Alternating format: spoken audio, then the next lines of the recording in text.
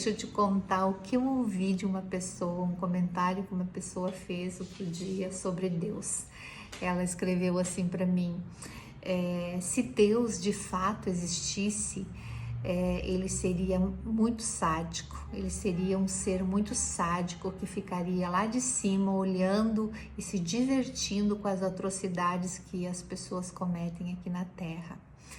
Né? Aí fiquei pensando, meu Deus, né? As pessoas que realmente não conhecem Deus, não sabem, não raciocinam sobre o amor de Deus, só dessa forma para pensar uma atrocidade. Porque veja bem, se Deus fosse agir de acordo com as pessoas, com o que as pessoas acham que ele tem que agir. Olha, uma coisa, de acordo com o que está escrito na palavra sobre ele, ele neste caso não chamaria Deus de sádico, ele chamaria de genocida. Porque olha só o que diz lá em Jó, no capítulo 34, versículo 14 e 15. Diz assim, que se a intenção de Deus fosse, né, rebater a maldade no coração humano, de fato, se ele retirasse o seu espírito e o seu sopro, né, do ser humano, o seu espírito, o seu sopro está em nós, se Deus se desapontasse de tal maneira com a maldade do coração humano e resolvesse dizer, não, vou tirar meu espírito, não quero mais, né, uma partícula de mim dando vida para esse ser. Sabe o que queria acontecer? Diz no versículo 15, a humanidade pereceria toda de uma vez e o homem voltaria ao pó. Se o Senhor resolvesse que essa alma é tão maldosa que não merece ter o sopro do Espírito dele dando vida a essa alma, e ele puxasse o seu fôlego para fora e tirasse esse fôlego dessa pessoa, ela expiraria e não sobraria ninguém. Porque na verdade, né, mesmo que Deus escolhesse os menos pior, ainda assim ficaria muito pouca gente. Contudo, o que Deus quer, né? O que lá no 36 de Jó também diz assim: Deus é poderoso, mas não despreza os homens. É poderoso e firme no seu propósito.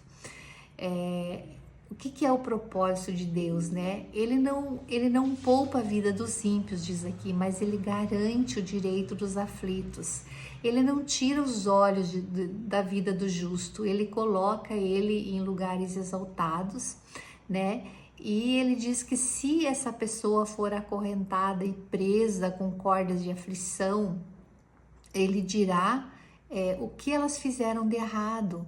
Ele vai dizer se elas pecaram por arrogância, né? Ele fará ouvir a correção e lhes ordenará que se arrependam do mal que praticaram. E aí, o versículo daí 11 diz assim, se lhe obedecerem ou servirem, serão prósperos até o fim dos seus dias e terão contentamento nos anos que lhe restam. Tem outra versão que diz assim, acabarão seus dias em felicidade e os anos em delícias. Mas se não obedecerem, quer dizer, essa é a intenção que Deus tem para todo ser humano. Mas aí o versículo 12 diz assim, mas se não obedecerem, perecerão a espada e morrerão na ignorância. Outras versões dizem, morrerão na sua cegueira. Então, assim, o que é esse, se não obedecerem, perecerão a espada? A espada é a própria palavra de Deus, que se alguém não obedecer, ele será morto pela própria palavra que o condenará, né? Na sua ignorância, porque se a pessoa não estudar a palavra de Deus, que é a espada do nosso espírito, para conhecê-lo, ela vai fazer esse tipo de concepção a respeito de Deus, ela vai ter esse tipo de pensamento sobre Deus, né? Porque ela ignora conhecê-lo através da sua palavra. Então, assim, eu já falei no vídeo anteriormente, Deus jamais vai medir força com o ser humano. Ele não mediu força nem com o mal, ele se fez homem para vencer o mal na figura de um homem mais inferior aos anjos, a Bíblia diz. Que Jesus foi feito inferior aos anjos em força, para não medir força com a majestade dele para combater o mal. Então, quanto menos conosco, seres humanos que somos míseros, mortais. O maestro da criação fazia assim, ó, e tirar o sopro de vida, pronto, a gente volta pro pó. Isso é o que nós somos, né? E eu fico pensando o que a cegueira faz com o coração humano tornar-se tão arrogante e ter uma percepção tão equivocada sobre Deus, né? Mas pensemos nisso e conheçamos o Senhor e prossigamos em conhecê-lo, porque vale muito a pena e o propósito dele é firme, em que a gente reconheça os nossos erros para que a gente tenha felicidade. Ele quer que a gente seja feliz e ele permite, né, as experiências, ele prolonga a misericórdia dele e se renova todas as manhãs, está escrito em Jeremias.